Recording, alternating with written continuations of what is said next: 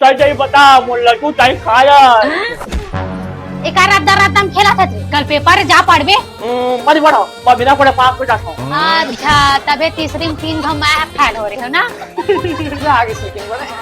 ओ ये तोर भैया आगे जा था बता हाँ ये जी जा तोर भाई सही समझा दे तुझे कहाँ हो गए? कल पेपर है खेलाओ ना खेला कहाँ सूख गया? आलू भाग के फाटा में गोभी मूली घर के रवा थे दादा ए दे कक्का सुगर मोर भाई अब पढ़ा थे लेते जा भारी पढ़ता यार कौन सा क्लास में ये श्री तो पढ़ लिख के का बनबे इंजीनियर के डॉक्टर वहाँ नरेंद्र मोदी के बाप चल जा बे अंदर को दी पढ़ बे।